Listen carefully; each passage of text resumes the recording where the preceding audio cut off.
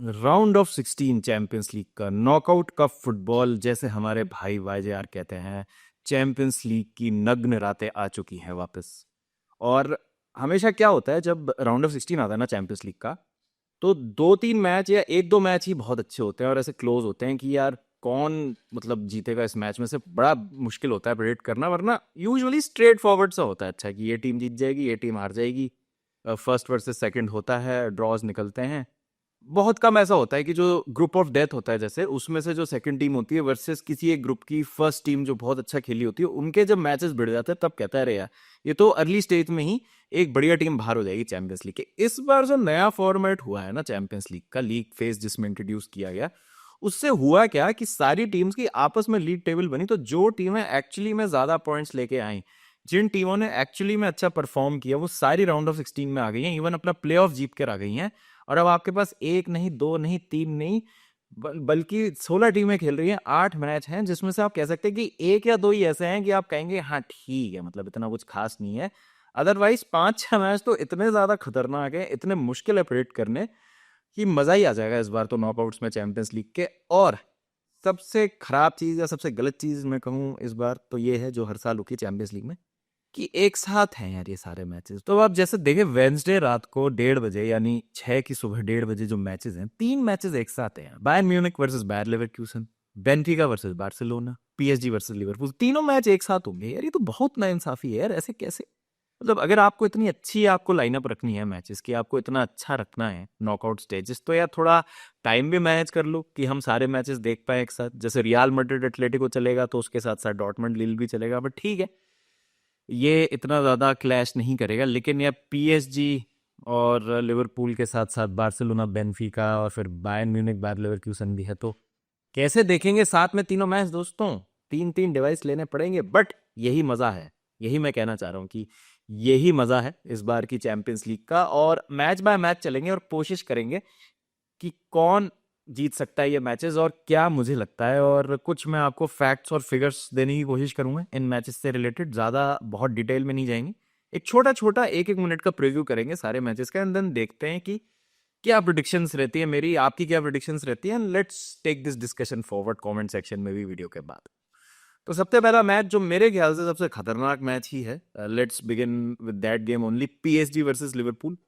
अब देखिए पीएसजी अगर हम बात करें तो एक ऐसी टीम है जिन्होंने अच्छा स्टार्ट नहीं किया था अपना चैंपियंस लीग कैंपेन, और बहुत उन पे सवाल उठ रहे थे कि एम्बापे चले गए हैं, तो हाँ PSG were being carried by Mbappe, और अभी अनसेटल्ड हैं, टाइम लगेगा। डेम्बेले को बहुत क्रिटिसिज्म मिल रही थी जिस तरीके से वो लास्ट सीजन आए थे पीएसजी, और बार्सिलोना जब नॉकआउट हुई थी पीएसजी के हाथों ही, वहाँ पे डेम्बेले का गेम भी ठीक ठाक रहा था, तो बहुत एक एनिमोसिटी ऑलरेडी थी उस चीज़ को लेके। पीएसजी को लेट्स बी ऑनेस्ट दोस्तों बहुत लोग ज़्यादा पसंद करते भी नहीं हैं, तो सब लोग बहुत खुश हो रहे थे कि पीएसजी जिस तरीके से स्ट्रगल कर रही है इनिशियल फेज में।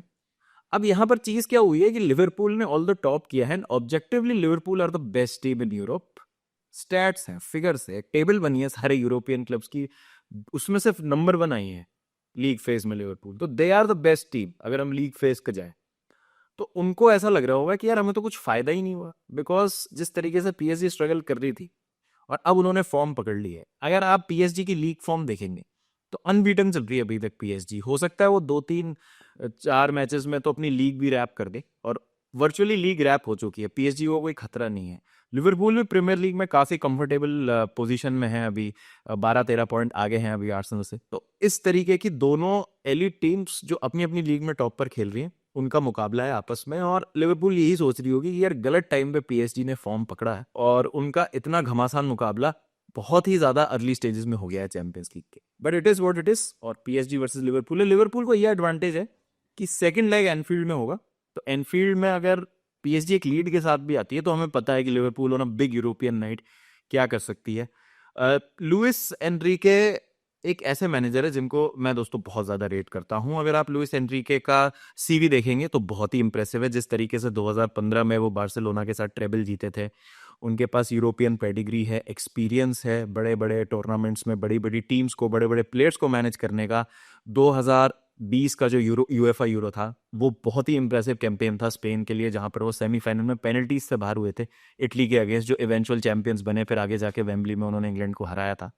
तो एक हाफ कुक स्पेन साइड से अच्छी परफॉर्मेंस उन्होंने निकाल ली थी और एक अच्छे कप मैनेजर हैं लुइस एनरिके, अगर आप देखेंगे तो 2015 में जब बार्सिलोना चैंपियंस लीग जीती थी और लुइस एनरिके उस टीम के मैनेजर थे, तो उन्होंने उस चैंपियंस लीग के जीत के सफर में 2014 के इंग्लिश चैंपियंस मैन सिटी को हराया था, फ्रेंच चैंपियंस पीएसजी को हराया था, जर्मन चैंपियंस बायर्न म्यूनिख को हराया था और इटालियन चैंपियंस यूवेंटस को फाइनल में हरा के खिताब अपने नाम किया था। तो चैंपियंस के चैंपियन बने थे उस सीजन लुइस एनरिके और बार्सिलोना, और उनके पास वो एक्सपीरियंस है, वो नो हाउ है।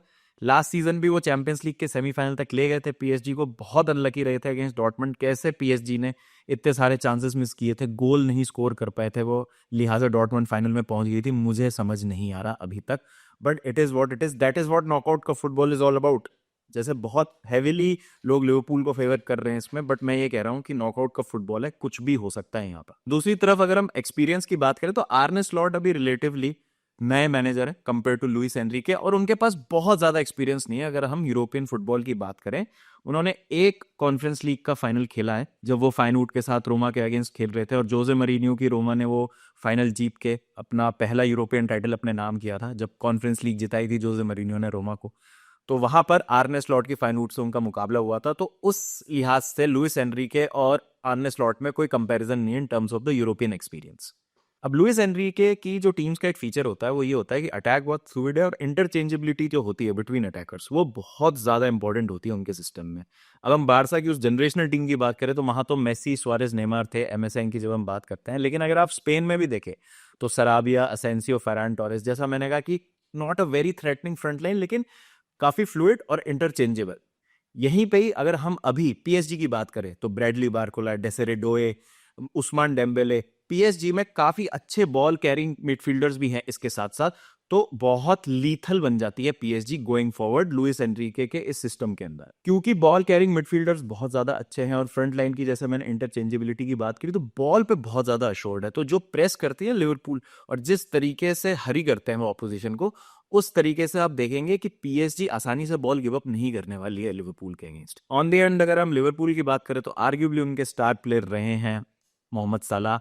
30 गोल मार दिए हैं इन ऑल कॉम्पिटिशन्स ऑलरेडी, और इस समय अलग ही फॉर्म में चल रहे हैं। लेकिन यहीं पे ही अगर हम उस्मान डेम्बेले के नंबर्स पे भी नजर डालें तो काफी अंडर द रेडार गए हैं, और वो भी आप कह सकते हैं कि has been among the best players in Europe. एक स्टैट आपको बताता हूं मैं, उस्मान डेम्बेले के 25 स्टार्ट्स में 32 गोल कॉन्ट्रीब्यूशंस है, 32 goals and assists in 25 starts, और 7 more non penalty goals than Mohamed Salah. ये जब स्टैट मैंने अभी देखा तो मेरा दिमाग फट गया भाई, कि उस्मान डेम्बेले ऑब्वियसली अच्छा सीजन जा रहा है, दिख भी रहा है उस्मान डेम्बेले काफी कंट्रीब्यूट कर रहे हैं, लेकिन साला से कंपेरेबल नंबर्स हो गए। आप लोग बोलेंगे कि यार लीग टैक्स है, फ्रेंच लीग है, इतनी कोई बड़ी बात नहीं है, बट ठीक है यार, अब आपको प्लेयर को तो करना पड़ेगा, आपको प्लेयर को क्रेडिट देना पड़ेगा। ऑल दो 10 गोल अभी मारे भी थे उन्होंने ब्रेस्ट के अगेंस्ट, ये क्वालिफायर जो हुआ था, जो प्ले ऑफ हुआ था चैंपियंस लीग के राउंड ऑफ 16 से पहले। स्टैट पैडिंग थोड़ी हो जाती है पीएसजी कभी कभी, लेकिन credit where it's due, PSG अच्छा खेल रही है, Liverpool have to be very of PSG. तो मेरा प्रिडिक्शन है यहाँ पर एक 2-1 विन फॉर पीएसजी। हो सकता है अल्टीमेटली एग्रीगेट पे लिवरपूल चली जाए आगे, लेकिन मैंने अपने इनिशियल प्रिडिक्शंस में भी पीएसजी को आगे क्वालिफाई कराया था, बिकॉज मैं लुइस एनरिके को बहुत ज्यादा रेट करता हूँ।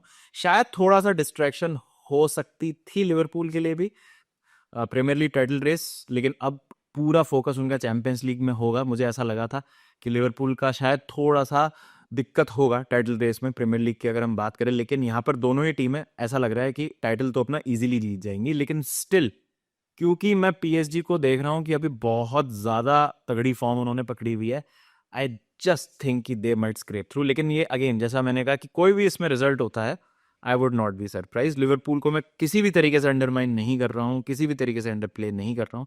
It's just my feeling, it's just my prediction कि पीएसजी ये लेग तो जीतेगी। आगे सेकंड लेग में क्या होगा उसकी बात बाद में करेंगे, but I think PSG are winning this 2-1, ये मेरा प्रिडिक्शन है। अब आ जाता है Club Brugge versus Aston Villa. ये मैच ऑलरेडी एक बार हो चुका है, जहां पर टायरॉन मिंग्स का वो ब्रेन फेड मोमेंट हो गया था जब उन्होंने बॉल हाथ से पकड़ ली थी, और एस्टन विला को वहां पे हार का सामना करना पड़ा था क्लब ब्रूज के अगेंस्ट। काफी अच्छे डिसेंट स्काउटेबल प्लेयर्स हैं, आप कहेंगे कि बहुत अच्छे से एक टीम अपनी बनाती है क्लब ब्रूज, और रिसेंटली काफी कंसिस्टेंटली उन्होंने चैंपियंस लीग नॉकआउट्स के लिए क्वालिफाई किया है।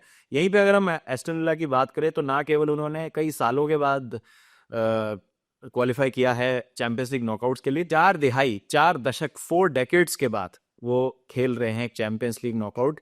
बहुत टाइम बाद तो उन्होंने क्वालिफाई किया और सीधा क्वालिफिकेशन के बाद वो नॉकआउट्स में आ गए हैं। अब देखिए क्लब ब्रूज किसी भी तरीके से आसान नहीं होने वाला है, बिकॉज एटलांटा वो फोड़ के आ रहे हैं 5-2 की एग्रीगेट स्कोर लाइन से अभी अपने प्ले ऑफ मैचेस में। और एटलांटा अगर हम बात करें तो पिछले साल की यूरोपा लीग विनर्स रहे हैं, तो ऐसा नहीं है कि बहुत आसान था क्लब ब्रूज का भी जो सफर था अभी राउंड ऑफ 16 तक।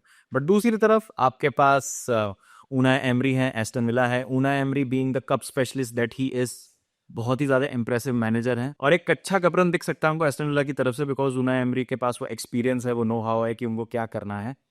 तो आई प्रिडिक्ट 1-1 ड्रॉ और एग्रीगेट पे मुझे लगता है कि आगे एस्टन विला जाएगी, बट इस कॉन्टेस्ट में मुझे लगता है कि एक 1-1 ड्रॉ हो सकता है। अब आ जाते हैं पीएसवी वर्सेस आर्सेनल। बहुत ट्रिकी है ये, इतना स्ट्रेट फॉरवर्ड नहीं है, बिकॉज आर्सेनल के पास हमें पता है कि अटैकर्स की भरपूर कमी है। यहीं पे ही पीएसवी अभी यूवेंटस को प्लेऑफ में हरा के आ रही है, तो इंटरेस्टिंग हुआ ये गेम। और मेरे ख्याल से सबसे लीस्ट गोल माउथ एक्शन आपको देखने को मिलेगा। हो सकता है कि यहाँ पे आपको एक 0-0 ड्रॉ भी देखने को मिल जाए। पीएसवी आइंडहोवन भी अभी रिसेंटली डच कप से नॉकआउट हुई है, तो उनका पूरा फोकस भी अभी चैंपियंस लीग पे होगा। यहीं पे आर्सेनल के साथ भी सेम है, उनका भी अभी प्रीमियर लीग कैंपेन बिल्कुल अच्छा नहीं जा रहा है। जो टाइटल रेस थी उसमें वो काफी पीछे हो गया, तो वो भी अब चैंपियंस लीग पे पूरा फोकस करेंगे। लेकिन जैसा मैंने कहा कि उनके पास अभी अटैकर्स अवेलेबल नहीं है, गोल्स नहीं दिखते हैं मुझे आर्सेनल में कि कौन गोल स्कोर करेगा। और एक जो प्लेयर बहुत ज्यादा इंप्रेसिव हैं पीएसवी के, वो है उनके स्ट्राइकर रिकार्डो पेपी, जो लिवरपूल से भी लिंक थे। 16 गोल कंट्रीब्यूशन वो दे चुके हैं सिर्फ 6 स्टार्ट्स में इस समय पीएसवी के लिए, जहां पे उन्होंने 13 गोल स्कोर किए हैं और 3 असिस्ट प्रोवाइड किए हैं सीजन अभी तक। लूक डियोंग और नोआ लैंग भी काफी इंप्रेसिव रहे हैं। इन दोनों के डुओ ने 19 गोल्स असिस्ट दिए हैं 20 स्टार्ट में। तो प्रोडक्टिव प्लेयर्स हैं पीएसवी के पास in front of the wall, जिन पे ध्यान रखना पड़ेगा आर्सेनल को। आर्सेनल का थोड़ा सा मोरल डाउन होगा, नॉटिंघम फॉरेस्ट से ड्रॉ, वेस्ट हैम से हार, उनको थोड़ा सा ध्यान रखना पड़ेगा। But I think exciting players हैं। ईथन नवानेरी एक बहुत यंग प्लेयर है, लेकिन अगेन ये एक आर्सेनल की रिक्रूटमेंट का फेलियर है कि आप इतने बड़े मैच में जा रहे हैं और ईथन नवानेरी पे आपको रिलाय करना पड़ रहा है। I predict a narrow 1-0 win for PSV in this one, but 0-0 भी हो सकता है। बाकी देखते हैं आगे क्या होता है। अब आते हैं हम डॉर्टमंड वर्सेस लिल पे। अगेन एक बहुत ही ज्यादा मुश्किल गेम टू प्रेडिक्ट, कुछ भी हो सकता है इस मैच में। थोड़ा सा फॉर्म अभी रिसेंटली पकड़ा है डॉर्टमंड ने, जब से नूरी साइन को सैक करके निको कोवैच को लेके आए हैं। वो चैंपियंस लीग में सेरू गुरासी उनके टॉप स्कोरर है, और सिर्फ डॉर्टमंड के ही टॉप स्कोरर नहीं है, चैंपियंस लीग के टॉप स्कोरर है सेरू गुरासी, जिन्होंने 10 गोल स्कोर किए अभी तक। Julian Brandt top assist provider हैं, जिन्होंने 5 असिस्ट अभी तक प्रोवाइड किए हैं। Jamie Bynoe Gittens, Pascal Gross, काफी एक्साइटिंग टीम है, इनफॉर्म प्लेयर्स हैं। एक जो काफी अच्छा स्टैट है डॉर्टमंड के लिए कि लास्ट 16 होम मैचेस में डॉर्टमंड ने चैंपियंस लीग के अंदर सिर्फ एक मैच हारा है होम पे, जिसमें शामिल है 10 विंस, 5 ड्रॉ और 1 लॉस। और उन्होंने 4 क्लीन शीट्स रखी हैं अपने पिछले 5 नॉकआउट टाइज में होम पे। यहीं पे लिल की अगर हम बात करें तो लिल एकमात्र टीम है इस समय जिन्होंने दोनों मैड्रिड क्लब्स को हराया है लीग फेज में। रियल मैड्रिड को हराया था लिल ने, और एटलेटिको मैड्रिड को तो मेट्रोपॉलिटानो में हराया था। पाइनवुड को ऑलरेडी 6-1 की स्कोर लाइन से वो हरा चुके हैं इस कैंपेन में, तो इनको बिल्कुल भी लाइटली नहीं लिया जा सकता। लिल के लिए भी जो सबसे इंप्रेसिव प्लेयर रहे हैं वो हैं जोनाथन डेविड, जिन्होंने 7 गोल स्कोर किए हैं और 3rd joint highest goal scorer हैं इस समय चैंपियंस लीग में। तो प्रिडिक्शन की अगर हम बात करें तो बहुत ही ज्यादा मुश्किल प्रेडिक्ट करना, but I will go with 3-1 Dortmund win in this one. मुझे लगता है एग्रीगेट पे डॉर्टमंड आगे चली जाएगी, बट अगेन जैसा मैंने कहा लिल भी अगर जीतती है तो मुझे सरप्राइजिंग नहीं लगेगा। अब आते हैं इंटर वर्सेस फाइनवुड। देखिए इंटर वर्सेस फाइनवुड में इंटर की प्रॉब्लम्स भी बहुत ज्यादा बढ़ चुकी है ड्यू टू इंजरीज। सिर्फ एक विंग बैक उनके पास फुल्ली फिट है, दैट इज डमफ्रीज। और फाइनवुड ऑन दी अदर हैंड आ तो गई है राउंड ऑफ 16 में, बट बहुत ज्यादा इंप्रेसिव नहीं रहे हैं वो अभी तक। मिलान के अगेंस्ट उनकी जीत थी, लेकिन let's be honest it was more down to Milan making those silly errors, और वो थियो हर्नांडिस का रेड कार्ड, और उसकी वजह से पूरा गेम किल हो गया था। अदरवाइज बहुत ज्यादा कन्विंसिंग नहीं लगी है फाइनवुड। इंटर हो सकता है थोड़ा ज्यादा जोर लगाए इस पहले लेग में, ताकि एक विन सिक्योर करके और 2 गोल्स की लीड लेके वो सेकंड लेग में जाते हैं सैन सीरो में, आराम से एक सी आउट करते हैं draw in a typical Italian fashion, जिससे वो अपनी एनर्जी कंजर्व करें और प्लेयर्स को ज्यादा मौका दें फिट होने का। तो आई फील मेरे हिसाब से inter should win this game 2-0। मैं जाऊंगा 2-0 इंटर विन के साथ। एक और इंप्रेसिव स्टेट है इंटर के लिए कि सिर्फ 3 गेम्स हारी है इंटर अपने लास्ट 25 चैंपियंस लीग मैचेस में, जिसमें शामिल है 2023 का फाइनल वर्सेस मैन सिटी, पिछले साल एटलेटिको मैड्रिड के अगेंस्ट राउंड ऑफ 16 में लॉस, और इस साल लीग फेज में बायर लेवरक्यूसन के अगेंस्ट, जो उनको 90+ मिनट का एक विनर पड़ा था। तो बहुत आसान नहीं है इंटर को हराना। और एक और जो सबसे इंप्रेसिव चीज है कि इंटर का डिफेंस बहुत बढ़िया रहा है। सिर्फ 1 गोल उन्होंने कंसीड किया था पूरे लीग फेज में, और वो भी था वो लेवरक्यूसन के अगेंस्ट, जो विनर उन्होंने कंसीड किया था। तो I will go for a 2-0 inter win, और एग्रीगेट पे भी मैं देखता हूँ कि इंटर आगे जाएगी, और इंटर काफी आगे जाएगी मेरे प्रेडिक्शंस में, जिसकी हम बात कभी आगे जाके करेंगे। अब आते हैं Bayern Munich versus Bayer Leverkusen. अब देखिए, ये एक ऐसा मैच है जो 2 बार लीग में अभी हुआ है, तो दोनों बार ही ड्रॉ हुआ है। पहला तो काफी डिसअपॉइंटिंग ड्रॉ था, दूसरा आप कह सकते हैं कि लेवरक्यूसन डोमिनेट कर दी थी, कहीं ना कहीं बायर्न म्यूनिख हो सकता है वो मैच हार सकती थी, लेकिन स्टिल आप एक्सपेक्ट करते हैं कि ज्यादा एक्शन हो इसमें, और बायर्न म्यूनिख हारी नहीं 2 लीग मैचेस अगेंस्ट डॉट, और हमको दोनों ही लीग मैचेस में कोई रिजल्ट तो नहीं मिला, दोनों ही मैचेस ड्रॉ हुए। अब एक जो इंप्रेसिव स्टेट है बायर लेवरक्यूसन के लिए कि जाबी अलोंसो पिछले 6 मैचेस में अनबीटन है अगेंस्ट बायर्न म्यूनिख, जिसमें तो लास्ट 4 मैचेस में 3 में क्लीन शीट रखी है बायर लेवरक्यूसन ने। एक जो सबसे बड़ी चोट मारी है लेवरक्यूसन ने बायर्न को, कि डीएफबी पोकल से नॉकआउट कर चुकी है ऑलरेडी लेवरक्यूसन बायर्न म्यूनिख को। लेकिन यहीं पे अगर हम बायर्न म्यूनिख की बात करें तो सिर्फ एक मैच हारी है बायर्न म्यूनिख आलियंज अरीना में पिछले 11 मैचेस में इस सीजन, जहां पर उन्होंने 41 गोल स्कोर किए हैं अभी तक। लेकिन विंसेंट कंपनी से एक चीज हमको थोड़ी सी ज्यादा देखने को मिल रही है पिछले कुछ मैचेस में, वो ये है कि बड़े मैचेस में डिफेंस फर्स्ट अप्रोच के साथ जाते हैं, ऑल गन्स ब्लेजिंग नहीं जाते हैं, क्योंकि जिस तरीके का अटैक है बायर्न म्यूनिख का, माइकल ओलीसे, हैरी केन और जमाल मूसियाला, बहुत ही बेहतरीन अटैक है, बहुत ही फ्लूइड अटैक है, ब्रिलियंट पार्टनरशिप इन तीनों की है। लेकिन लेफ्ट हैंड साइड थोड़ी सी वीक लगती है बायर्न म्यूनिख के लिए, क्योंकि साने, कोमन, गनाब्री थोड़ा सा इनकंसिस्टेंट रहे हैं अभी तक इस सीजन, तो वो एक चीज है जो शायद बायर्न म्यूनिख को थोड़ा सा परेशान कर सकती है। बट अगर मैं इस मैच की बात करूं तो I will go with experience, I will go with the European pedigree, I will go with 2-1 Bayern win. तो बाकी देखते हैं क्या होता है, इंटरेस्टिंग होने वाला है, ये भी हो सकता है ये मैच भी फिर से ड्रॉ हो जाए और फिर पेनल्टीज में हमको इसका विनर मिले नेक्स्ट लेग। अब आ जाते हैं बाकी 2 मैचेस में, मैड्रिड डार्बी और बायर्न म्यूनिख वर्सेस बार्सिलोना। अब देखिए, इनकी डिटेल में मैंने बात काफी लाइव स्ट्रीम में कर ली थी, तो लिंक फ्लैश हो रहा होगा स्क्रीन पे, आप चाहे वो लाइव स्ट्रीम चेक कर सकते हैं। रक्षित भाई के साथ हमने उसमें काफी डिटेल डिस्कशन किया था, तो इसलिए मैं थोड़ा सा और टाइम बाकी मैचेस पे लेना चाह रहा था, और इसीलिए मैं इन मैचेस पे लास्ट में आया हूँ। तो देखिए, मैड्रिड डार्बी बहुत इंटरेस्टिंग होने वाली है। समझ नहीं आता मुझे कि मैं रियल मैड्रिड को कैसे जज करूं इस सीजन, बिकॉज इतनी ज्यादा फायर पावर अटैक में, इतना सब कुछ है उनके पास, लेकिन इंजरीज से परेशान। अ, राउल असेंसियो को नहीं खिलाया रियल बेटिस वाले मैच में, कार्लो एंचेलोटी ने चैंपियंस लीग के मैच का वेट कर रहे थे। यहीं पे ही अगर हम एटलेटिको की बात करें तो एटलेटिको काफी कंसिस्टेंट रही है इस सीजन, और एक ऐसी टीम है जो आपको बहुत ज्यादा परेशान करती है, लेकिन उनका रियल मैड्रिड के अगेंस्ट रिकॉर्ड अच्छा नहीं है चैंपियंस लीग में, और एक वो मेंटल ब्लॉक है। अब वो मेंटल ब्लॉक वाली बात मुझे लगता है कि अभी वैलिड इसलिए नहीं है बिकॉज जो टीम थी वो बिल्कुल चेंज हो सकती है। आप कह सकते हैं कि शायद जो ओल्ड गार्ड है उसमें से अभी कोके, हिमेनेस, ग्रीजमैन कुछ हद तक बचे हैं, बाकी पूरी नई टीम है, यंग टीम है, हंग्री टीम है, तो शायद रियल मैड्रिड के लिए एक थ्रेट पोज कर सकते हैं ये। मुझे ऐसा लगता है दोस्तों कि real Madrid in the champions league आप कैसे उनको बैक नहीं करेंगे।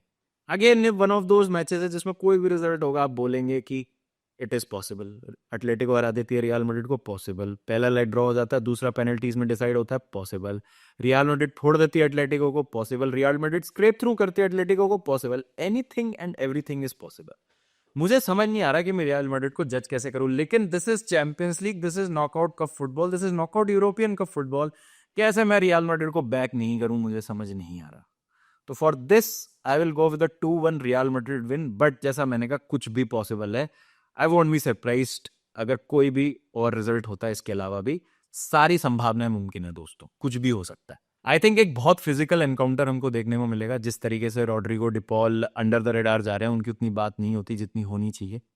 मिडफील्ड बैटल बहुत इंपॉर्टेंट होगी रियल मैड्रिड के लिए, देखना होगा कि किस तरीके की बैकलाइन फील्ड करते हैं, और कार्लो एंचेलोटी बहुत आपको इसमें कुंफू, कराटे, लाते घूसे देखने को मिलेंगे, हो सकता है एक आधा रेड कार्ड भी मिल जाए किसी को। लेकिन इंटरेस्टिंग ये होगा कि जो इंडिविजुअल ब्रिलियंस है on big Champions League nights, उसको कैसे काउंटर करती है एटलेटिको मैड्रिड। और एक चीज जो एटलेटिको के फेवर में जाएगी इस टाइम है, वो ये है कि सेकंड लेग बर्नाबाओ पे नहीं खेलना उनको, उनको अपने होम पे सिविटास मेट्रोपॉलिटानो में खेलना है। तो वो चीज आई थिंक एक है, जो अगर आप मैड्रिड से सेकंड लेग ले लेते हैं, अगर बर्नाबाओ में नहीं होता सेकंड लेग, तो उसका फर्क तो पड़ता है। जैसे हम कहते हैं ना कि होम एडवांटेज क्या होती है, क्राउड से क्या फर्क पड़ता है, आई थिंक बर्नाबाओ पे जो सेकंड लेग होता है ना, when Madrid are chasing game specially, I think वो बहुत ज्यादा इंपॉर्टेंट होता है उनके लिए, और वो अगर उनके पास नहीं है तो I think it's a problem. याद आता है 2 सीजन पहले का चैंपियंस लीग का सेमीफाइनल, 2023 सीजन की बात कर रहा हूँ, जब मैन सिटी ट्रेवल जीती थी, उसमें सेमीफाइनल में सेकंड लेग सिटी के होम पे था, फर्स्ट लेग आई थिंक 1-1 या 1-1 आई थिंक ड्रॉ हुआ था, यस, और फिर आगे सिटी ने 4-0 3-0 कुछ ऐसा मारा था मैड्रिड को। यही अगर उल्टा होता तो मुझे लगता है कि फर्स्ट लेग मैड्रिड जैसे तैसे निकाल लेती और सेकंड लेग में हरा देती मैन सिटी को। तो मैड्रिड के अगेंस्ट कितनी भी अच्छी टीम हो, मैड्रिड कितना भी स्ट्रगल कर रही हो, अगर वो बर्नाबाओ में खेलते तो बहुत रेयर होता है कि कोई टीम उनको फोड़ रही है। जैसे हाँ, लीग में बारसा ने जरूर फोड़ा उनको, बट मैं चैंपियंस लीग नाइट्स की बात कर रहा हूँ।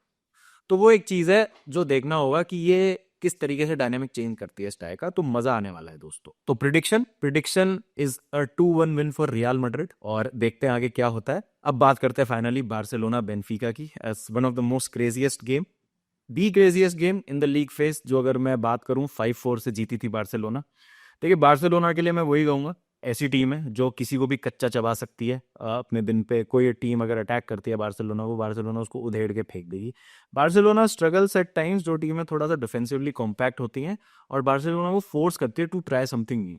अब एक चीज ये है कि बार्सिलोना जो है वो ट्रस्ट नहीं कर पा रहा हूँ। जैसे मैंने कल के वीडियो में भी कहा था, मैं ट्रस्ट नहीं कर पा रहा हूँ उनको, बिकॉज रैंडमली वो कुछ ऐसी चीजें कर देंगे, हमें लगेगा यार ये क्या है, यार ये क्या हो गया। इस टाइम में आई फील कि comfortably Barcelona will qualify for the quarter finals. हो सकता है कि पहले लेग में थोड़ा सा परेशान करे बेनफिका बार्सिलोना को, but I feel it is going to be a 2-1 win for Barcelona इस लेग में। एंड ओवरऑल एग्रीगेट पे मुझे लगता है 4-2 या 5-2 ऐसा भी हो सकता है, क्योंकि दोनों ही टीम जानती हैं कि एक दूसरे के अगेंस्ट क्या करना है। पावलिदिस बहुत अच्छे फॉर्म में थे, पिछले मैच में हैट्रिक मार दी थी पावलिदिस पेल्दिस। But I think now Barca know कि what to expect from Benfica, and they will be more assured, more ready this time उनको फेस करने के लिए। तो ये है मेरा prediction, 2-1 win for Barcelona. Aggregate पे भी बार्सिलोना कंफर्टेबली 2 गोल के मार्जिन से निकल जाएगी क्वार्टर फाइनल्स में। मजा तब आएगा कि आगे क्या होता है क्वार्टर फाइनल स्टेज में। तो ये हैं दोस्तों मेरे प्रिडिक्शंस और थोड़े बहुत जो मैंने फैक्ट्स आपको बताए इन मैचेस के बारे में। आपकी क्या राय है? Please do let me know your predictions, and who do you think is going to proceed to the quarter finals, बताइएगा मुझे। चलिए, वीडियो पसंद आया तो लाइक कर दीजिएगा, चैनल सब्सक्राइब कर दीजिएगा। मुलाकात करेंगे स्पेन से। स्पेन जा रहा हूँ दोस्तों आज मैं, वहां से फिर रिपोर्ट करेंगे। ध्यान रखिए जब तक अपना, टेक केयर एंड पीस।